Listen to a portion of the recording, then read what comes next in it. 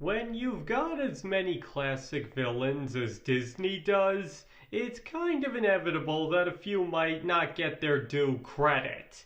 Because while I've made it no secret that I believe Disney hasn't exactly been doing the greatest job when it comes to villains since the mid 2010s, that still doesn't change the fact that when they did it well, they absolutely killed it, as I've also spoken about at length in many videos.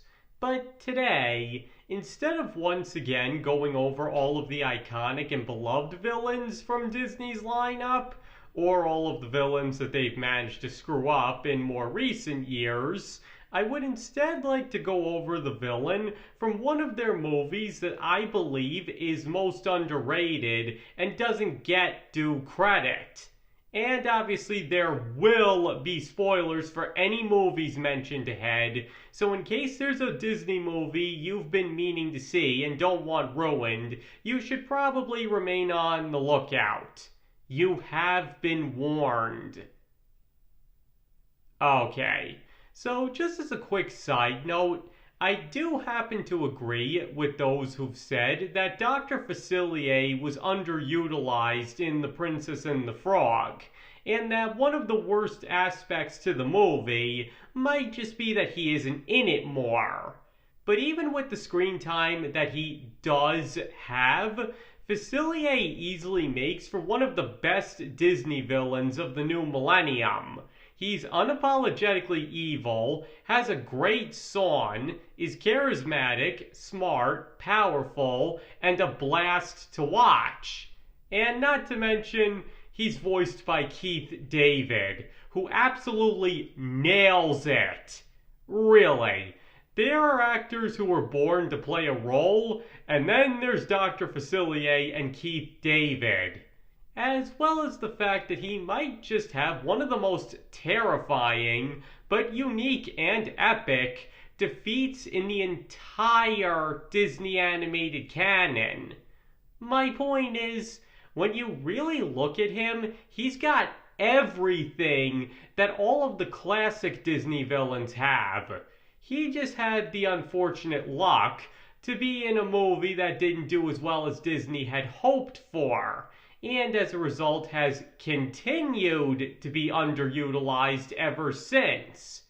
But that being said, while I do believe he deserves more love and wanted to make note of that, I wouldn't say he's the most underrated villain in Disney history. Instead, I'd say that particular distinction would have to go to Brom Bones from The Adventures of Ichabod and Mr. Toad. Because when most people think of this movie, all anybody remembers is the admittedly pretty terrifying scene where Ichabod Crane is chased by the Headless Horseman. So as a result, many automatically assume that he is the bad guy. However, that's only technically true, because for most of the Sleepy Hollow segment of The Adventures of Ichabod and Mr. Toad, the Headless Horseman isn't the threat Ichabod has to deal with, but instead the aforementioned Brom Bones. Heck, even the villain of the Wind in the Willows segment is pretty understated, but I'll get to him in a separate video. Now, just for a little context for those of you who don't know, most of the Sleepy Hollow segment of The Adventures of Ichabod and Mr. Toad centers around Ichabod Crane, the newcomer in town, charming everybody while trying to climb the social ladder. Now, his appearance alone is enough to cause a stir, considering all the women seem crazy about him despite his odd looks and behavior. But where things really start to get interesting is when Ichabod sets his sights on the richest girl in town, Katharina von Trussell, whom the local town bully, Brom Bones, just happens to be in love with.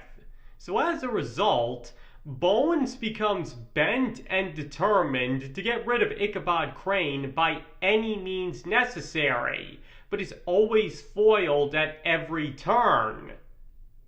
Now, the thing is, There are a lot of interesting things to note about Brom Bones, especially because there are many fans of the movie that argue he's actually the good guy.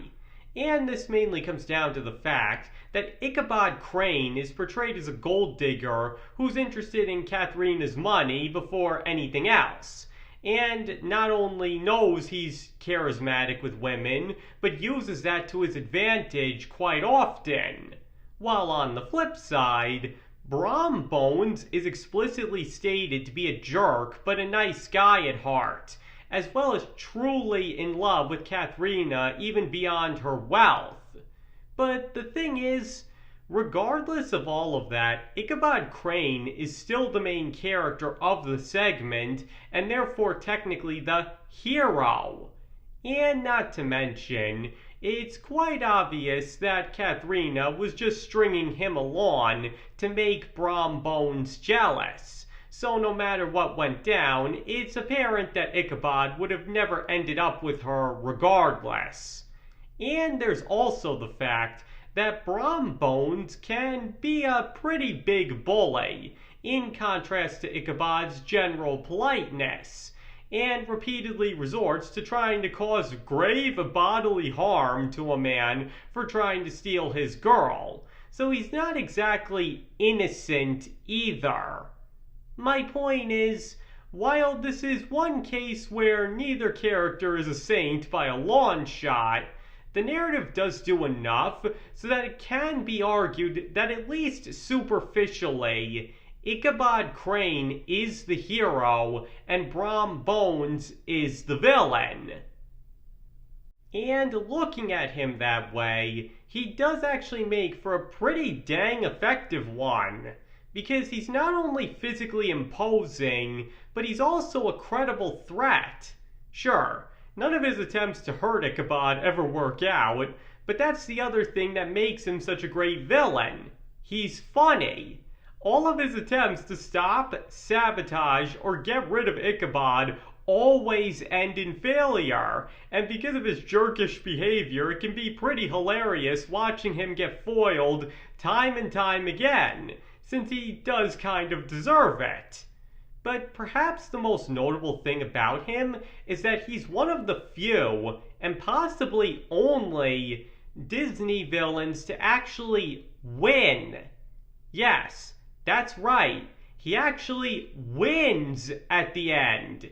Ichabod Crane is driven off by the Headless Horseman, and Brom Bones marries Katharina.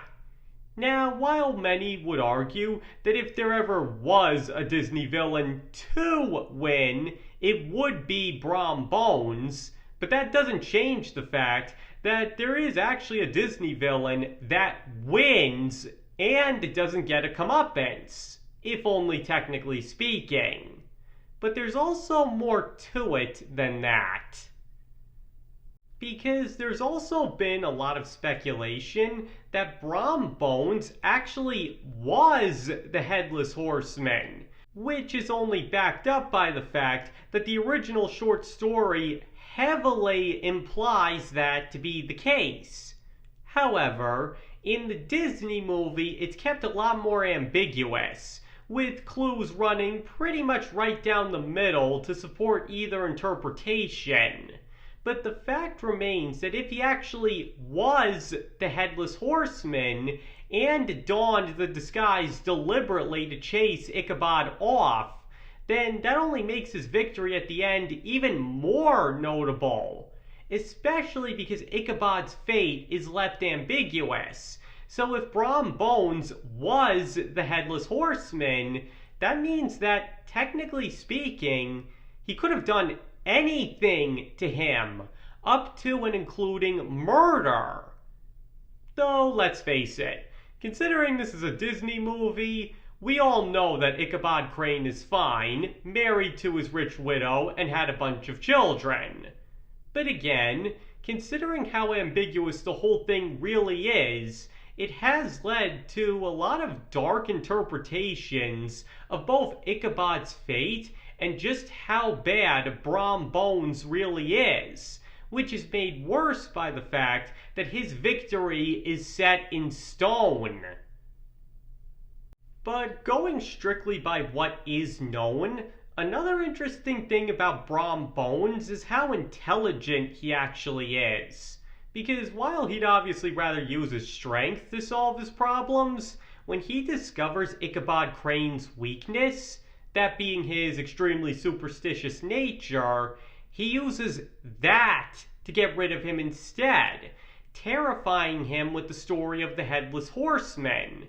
And again, if he really did don the disguise after the fact, that really just goes to show how smart he actually is. Because either way, no matter which interpretation one goes with, his plan ultimately works. Even if the Headless Horseman was actually real and he had nothing to do with it, he still got Ichabod Crane paranoid enough to make him vulnerable to his attack and did achieve his goal of getting him out of the picture. So my point here is, when you really look at it, Brom Bones is honestly a really notable villain, especially by Disney's standards. Everything from his intelligence, to his surprisingly sympathetic qualities, to his funny nature, to his unquestionable threat level, to a rich, smooth voice supplied by the one and only Bing Crosby, to the many unanswered questions surrounding him, and the fact that he actually wins, not only makes him extremely unique, but pretty underrated at that. Because let's face it, for a man with all of that going for him, the fact that he isn't considered right up there with the classic Disney villains can be downright shocking. But in the end, all of his thunder ended up stolen by the Headless Horseman, and not too surprisingly at that. Though if one does subscribe to the theory that he actually was the Headless Horseman, then at least he does still get his due, if only technically. Okay, I think I've made my point with all of this. So now I'd like to hear your opinions. Do you believe that Brom Bones from the Adventures of Ichabod and Mr. Toad might just be the most underrated villain in Disney history? Or do you believe there are other villains far more deserving of that distinction? Please let me know your thoughts in the comments below.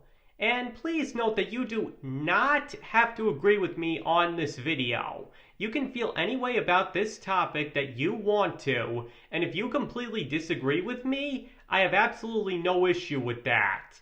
And thank you all for watching. I very greatly appreciate all of it, and I hope to see you all next time.